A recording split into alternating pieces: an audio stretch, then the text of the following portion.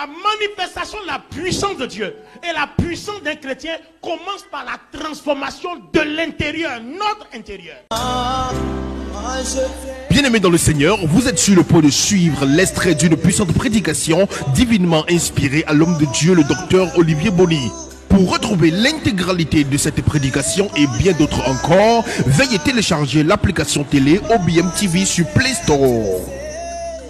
Nous vous souhaitons un bon visionnage et surtout n'oubliez pas de partager ce message avec tous vos correspondants. Dans Matthieu le chapitre 4, à partir du verset 1, on va voir Jésus conduit au désert la tentation. Donc quand Satan vient, même un sorcier, quand il rentre dans ta maison, tant qu'il ne t'a pas poussé à l'erreur, tant qu'il n'a pas trouvé une porte, il ne peut rien faire dans ta vie, il ne peut rien faire dans ta maison, il ne peut rien faire. C'est pour ça que tu ne dois plus avoir peur. C'est pour ça que David dit, même quand je marche dans la vallée de l'ombre de la mort, je ne crains aucun mal car tu es en moi. Tant qu'on n'a pas pu évincer, détrôner le divin qui est en moi, on ne peut rien me faire. C'était un deuxième combat que Dieu a fermé jusqu'à ce que le temps marqué arrive. Maintenant, c'est ce combat-là qu'on s'en va livrer. On va avoir le combat entre le bien et le mal. Celui qui gagne est le maître du monde. Par contre, regardez Jésus. Jésus, lui, s'en va dans le désert en esprit. Le Saint-Esprit est descendu, donc il s'en va avec la force surnaturelle. Il ne va pas avec la chair, il va avec l'esprit. Donc Satan aussi vient avec l'esprit. Le combat le plus bouleversant. Et c'est de ce combat-là qu'on est sorti vainqueur. Nous, on pense que c'est à Golgotha que Jésus a eu la victoire sur Satan. Non, hein. Le combat s'est passé en amont dans le désert avant qu'on arrive à Golgotha. Toute victoire spirituelle se gagne d'abord avant le lieu de combat. Pourquoi? Parce que toute bénédiction, avant que ça arrive sur nous sur la terre, c'est déclenché dans le spirituel. Donc avant qu'on arrive à Golgotha, pour que le combat soit gagné dans la chair, dans la crucifixion, il a fallu que spirituellement la bataille soit gagnée d'abord. C'est pour ça que si ton intérieur, ton divin est faible, ta vie est faible. Quand ton divin est fort, ta vie est forte. Content, j'ai donné des milliards, Dieu va me bénir. Et puis Dieu dit, avant que tu viennes, ton intérieur, ton divin est faible. Donc comme ton divin est maîtrisé par le mal, ton offrande là, je prends, hein, on va payer les factures, mais tu n'auras pas de récompense. Parce que ce que le diable a volé là, c'est ce qu'il est venu déposer. Mais toi-même, tu n'auras pas de récompense. Donc il dit, va te réconcilier, change ton intérieur. Quand tu viens, tu déposes, alors la récompense a une porte pour entrer. Parce que tu as déposé, mais la récompense ne trouve pas de porte pour entrer, parce que celui qui est là, il a bloqué. Or, son but, c'est de te rendre esclave à vie. Vous comprenez pourquoi certaines personnes posent des actes et puis ne sont pas bénies? C'est pas que l'église n'est pas bonne, ou bien c'est pas que Jésus ne te voit pas. Non, mais il y a un problème avec ton intérieur. Regardez maintenant la discussion. Si vous avez remarqué, de l'autre côté là-bas, là, il y a eu 3 modèles. Hein. Ici aussi, il va avoir les mêmes 3 modèles. Troisième modèle, il dit quoi? Il va transporter Jésus sur les montagnes et puis regardez ce qui va se passer. Est-ce que vous devez manger?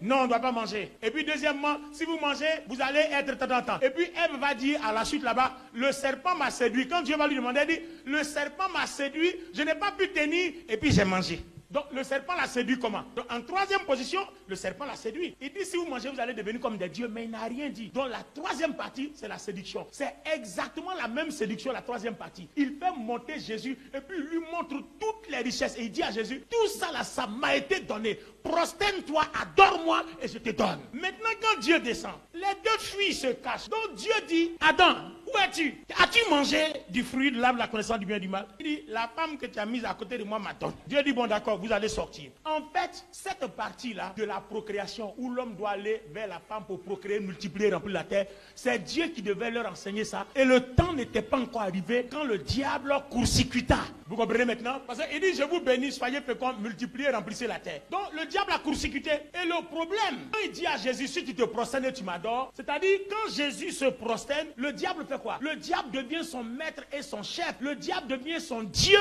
Donc il rentre en lui. Mais comme Jésus n'a pas accepté, le diable a échoué, il s'est retiré. Maintenant quand Jésus sort, il dit, l'Esprit du Seigneur est sur moi.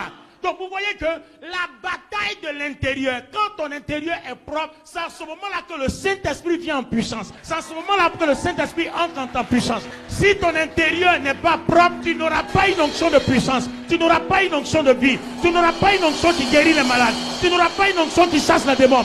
Tu n'auras pas une onction qui opère des miracles. C'est quand l'intérieur est sécurisé que la gloire de Dieu arrive sur toi. La gloire de Dieu arrive en toi. La gloire de Dieu opère. Tu deviens une personne puissante. La lumière de Dieu s'installe sur toi. La lumière de Dieu s'installe en toi. C'est pour ça que tu dois garder ton cœur pur. C'est pour ça que tu dois garder ton corps pur. Garde ton cœur plus que tout. Garde ton cœur plus que tout. Car de lui viennent les sources de la vie.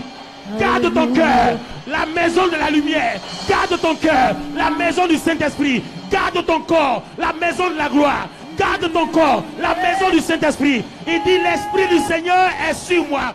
Il m'a oint pour apporter la bonne nouvelle aux pauvres. Il m'a oint pour guérir les malades. Il m'a oint pour chasser les démons. Il m'a oint pour publier une année de grâce.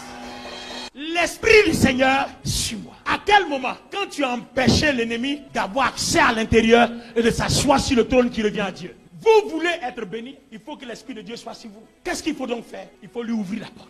Pas à Satan, mais à Dieu. Ouvrir la porte à Dieu. Jésus dit maintenant, l'Esprit est sur moi. Donc, ne laissez personne s'asseoir sur le trône de votre cœur. Parce que le divin qui est en vous, quand il est alimenté par le Saint-Esprit, personne, aucun démon, même le diable à personne ne peut rien faire. Donc l'évangile qu'on nous a prêché avant est un évangile de peur. On n'a pas eu la foi parce qu'on ne nous a pas expliqué comment le surnaturel fonctionne. On a eu peur pour rien. Manifeste ta foi. N'aie plus peur de rien. Aie confiance en Dieu. Aie foi en Jésus-Christ. On ne peut rien contre toi tant qu'on n'a pas accès à ton intérieur.